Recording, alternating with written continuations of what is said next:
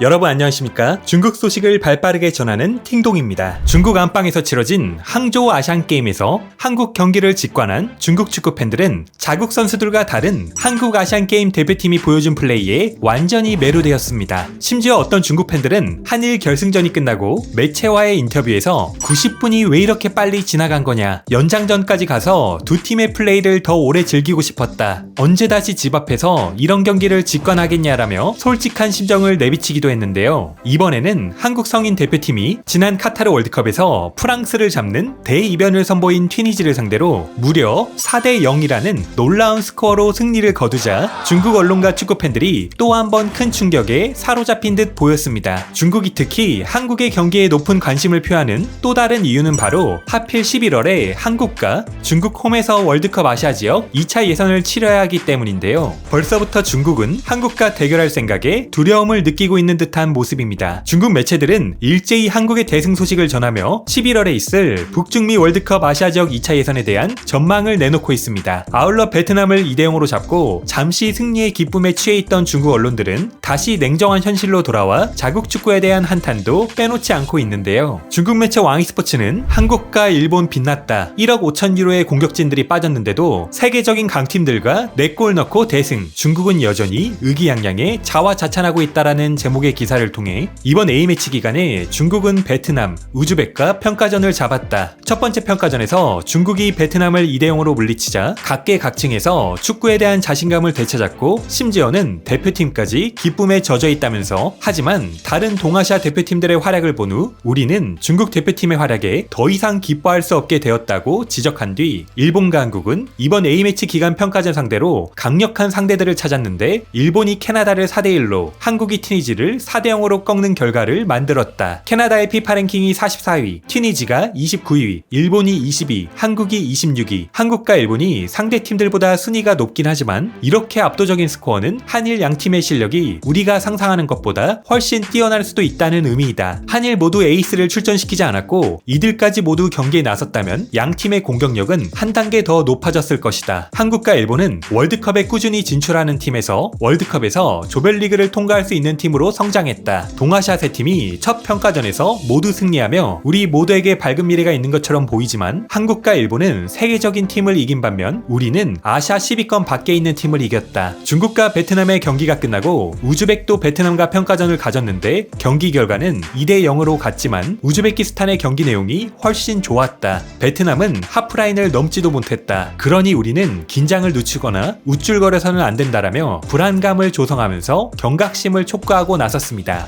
여기에 그치지 않고 또 다른 중국 매체 베이징일보는 중국 국대가 월드컵 예선전 준비로 바쁠 때 예선전 상대팀들도 가만히 있지 않았다라는 제목의 기사를 통해 중국 남자 축구 대표팀이 11월에 열릴 월드컵 지역 예선 준비에 한창일 때 우리의 예선전 상대팀들도 가만히 있지 않았다면서, 하지만 이번 평가전의 결과들이 중국 입장에서는 희소식에 가깝다라고 밝히며 태국이 원정 경기에서 조지아에 0대 8로 대패했다는 소식을 반갑게 전했는데요. 매체는 태국이 이런 경기력이 중국에게는 좋은 소식이라며 한국이 튀니지를 상대로 대승을 거둔 것 또한 기쁜 소식이라 밝혔습니다. 계속해서 매체는 태국의 참패도 예상 밖이었지만 한국 대표팀이 아프리카 강호 튀니지를 4대 0으로 대파한 것 또한 다소 의외였다. 양팀이 FIFA 랭킹에서 3단계밖에 차이가 나지 않아 실력이 비슷했기 때문인데 이번 경기 한국 대표팀의 컨디션이 의외로 좋았다. 특히 아시안게임에서 막 금메달을 딴 이강인이 초신성의 면모를 마음껏 뽐냈는데 55분 직접 프리킥으로 골망을 흔든 이강인이 2분 만에 탈압박 후 낮고 강한 슈팅으로 다시 한번 득점에 성공했다라며 이강인 선수의 플레이에 극찬을 보낸 뒤 이후 한국이 경기 흐름을 장악하며 4대 0으로 대승했는데, 지금 한국 대표팀의 컨디션으로 봤을 때 중국 대표팀은 물론 같은 조에 속한 다른 팀들 역시 한국을 상대로 승점을 가져오기 어려울 것으로 예상된다라고 분석하며 이와 같은 흐름으로 가는 게 중국 대표팀에 유리하다고 내다봤습니다. 이러한 상황에 손흥민이 기쁜 마음으로 팀 동료들이 4대 0으로 이기는 걸 지켜본 후 한국 대표팀에 내가 없어도 될 것 같다고 농담을 건넸다는 소식이 중국에 전해지자 한국과 튀니지의 경기가 끝난 후 내가 손흥민 보려고 계속 기다렸는데 1분도 안 나왔다며 노쇼 의혹을 제기하며 아쉬운 마음에 투정을 부리던 중국 축구 팬들이 중국 경기에는 너가 없으면 절대 안 될 것 같다며 한국과의 예선전은 이미 포기했고 중국에서 손흥민의 플레이를 직관하는 게 기대되는 듯 꼭 나와줄 것을 간곡히 요청하는 모습을 보였습니다. 한중일 3국의 첫 번째 평가전을 중국 축구 팬들은 과연 어떻게 보았을까요? 그럼 계속해서 중국 누리꾼들의 생생한 댓글 반응 함께 보시겠습니다.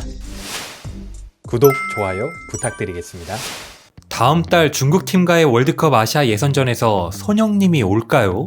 오더라도 아마 선발은 아닐 거야. 클럽 경기가 빡세서. 월드컵 예선인데 무조건 오지. 중국 국대의 아시아 축구왕 우레이도 오는데 중국 국대는 이번에 사상 최대 스코어로 질까봐 두려워하고 있다. 아시아 넘버원 형님은 우레이 아니지? 아시아 넘버원 형님 손흥민, 아시아 넘버원 형씨 우레이. 손흥민은 이달의 선수상을 4번 수상하며 프리미어리그 레전드들과 어깨를 나란히 했어. 우리는 우측광이 있다. 우리는 2대0으로 베트남을 이겼다. 한국의 중심축 라인은 월드 클래스야. 손흥민, 이강인, 김민재. 우리가 약한 게 아니라 한국이 너무 강한 거다. 한국인들 정말 잘생겼다. 습니다가 확실히 엄청 대단하네. 한일대전 정말 보고 싶다. 도대체 누가 더 잘할까? 전부 주전으로 하면 일본이 무조건 더 강하지. 내가 볼 땐 일본이 한국을 이길 가능성이 6대4 정도 되는 것 같아. 한국은 진심 이미 세계 1위의 강팀이다. 한국과 일본, 아시아 팀들하고는 이제 놀지도 않는데 오직 우리 중국 국대만이 동남아나 남아시아의 작은 나라들을 초청해서 존재감을 높이고 있다. 뭔 존재감이야. 지금 우린 베트남을 상대로도 홈에서 선수비 후 반격밖에 못한다. 중국의 손흥민은 어디 있는 겁니까? 보충 수업 중이겠지. 이틀 동안 레몬을 너무 많이 먹어서 다른 음식은 먹지도 못하겠다. 손흥민이 드디어 한 경기 쉬어서 너무 기쁘다. 중국이 베트남을 2대0으로 이겼으니 한국은 최소 4대0으로 이기겠지. 5대0부터 시작. 만약 베트남이 한국에게 한 골 차로 지던가 비긴다면 그건 우리 국대가 설명이 되겠지. 난 한국이 베트남을 1대0으로 어렵게 이길 것 같아. 그럼 한국 매체가 이렇게 보도하겠지. 쪽팔려 죽겠다. 한국과 일본이 지금 중국과 대결하면 강아지를 산책시키는 것처럼 쉽겠다. 한국 축구 팬들 정말 즐겁겠다. 빨간색 유니폼을 입어도 이길 수가 있구나. 우리도 2대0으로 강팀 베트남을 이겼다. 난 자랑스럽다. 지금 이 한국 대표팀이 우리 국대랑 경기하면 5대0으로 이기겠다. 불가능하지. 한국은 다리가 부러질까봐 두려워하는데. 큰 형들이 그라운드 밖 벤치에 앉아서 어린 동생들이 실력 발휘하는 걸 보고 있는데 온 얼굴에 편안함과 웃음이 넘치네. 명백한 가짜 축구다. 튀니지가 돈 받았다. 해삼팀은 2030년 월드컵이나 미리 준비하자. 이강인 역시 메시의 뒤를 이을 파리의 남자다. 2골 모두 넣은 방식이 메시 같았다. 2골 모두 멋지게 넣었더라. 중요한 건 손축광은 경기에 나오지도 않았는데도 대승을 할 수 있었다는 거다. 일본 경기 다 보고 한국 경기까지 보니 부러운 마음에 질투심을 느끼며 잠에 들었다. 이런 한국 대표팀과 중국이 홈에서 비기기만 해도 이긴 거나 마찬가지다. 월드컵 티켓 8.5장, 일본, 한국, 이란, 사우디, 호주, 우즈벡, 카타르, UAE 남은 0.5장은 남미와 싸워야 하니 거의 희망이 없다. 그냥 기대를 버리자. 한일 축구 소식은 보도를 안 해주면 안 될까요? 하루하루 괴로워서 버틸 수가 없습니다. 이강인은 첼시로 가라. 파리에 있으면 쓸모없게 된다. 와, 이렇게 어린데 미래에 손흥민보다 더 강할 것 같다. 손흥민도 이 나이에 정말 이렇게까지 특출나지는 않았는데. 한국 대표팀의 현재 절대적인 핵심은 이강인이다. 이 자식이 고작 22살이라니. 이강인은 빨리 프리미어리그로 가라. 그래야 한 단계 더 성장할 수 있다. 이강인의 이 프리킥골에서 메시의 느낌이 난다.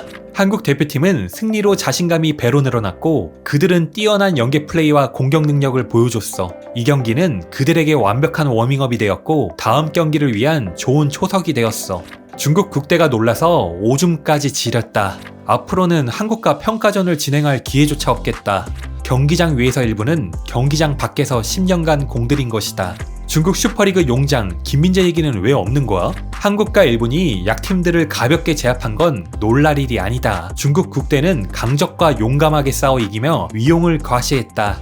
아시안게임 금메달에 A대표팀에서까지 맹활약하고 파리로 돌아갈 이강인은 이 한 달 동안 무감각해질 정도로 승리를 가져가네. 튀니지는 진심 캐나다에 뒤지지 않아. 한국 일본 축구는 정말 갈수록 강해진다. 튀니지가 캐나다보다 훨씬 강하지. 튀니지는 작년 월드컵 멤버야. 한국은 이번 경기에 손흥민이 나오지 않았는데 나왔으면 팀 전체 몸값이 1억 1600유로였어. 이 정도면 어느 정도 실력인지 감이 오지? 김민재 이번 경기 활약이 너무 좋았어. 엄청 강력하고 주장으로서의 풍모가 느껴졌지. 그리고 국대 황의조는 그래도 여전히 기대가 되는 게 있더라. 일본은 김민재 같은 센터백을 배출할 수가 없어. 피지컬이 결정해. 위넨 수비진이 모두 회복하면 제발 김민재 좀 쉬게 해주길. 토미야스도 정상급이지만 김민재와는 비교 불가야. 김민재는 괴물급이야. 한국은 손흥민도 안 나왔고 일본은 미토마와 쿠보도 안 나왔는데도 양팀 모두 대승을 할 수 있다니 한국과 일본은 정말 굴기했다. 한국 쩔었고 일본 쩔었고 국대는 절여졌다. 그래도 중국 국대가 한국 일본보다 돈은 많이 썼다고. 4대0 선수들이 단체로 클린스만 생명을 연장시켜줬네. 또다시 반성해야 하는 밤이다. 전반전은 일본이 한국보다 한 수 이상이었고 후반전은 일본과 한국이 같은 레벨이었다. 일본과 한국은 도대체 같은 레벨일까 아닐까?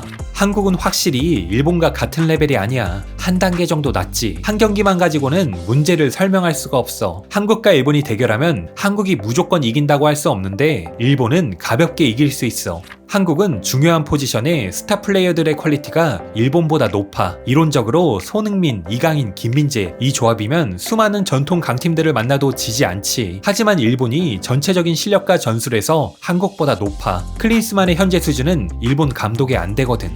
일빠야, 그래. 너가 정말 축구 팬이다.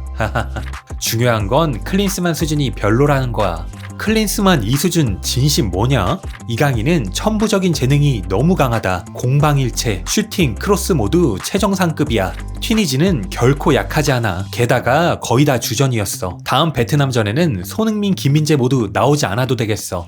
음바페가 내년에 떠나면 이강인이 그야말로 파리의 진정한 핵심 자원이 되겠네.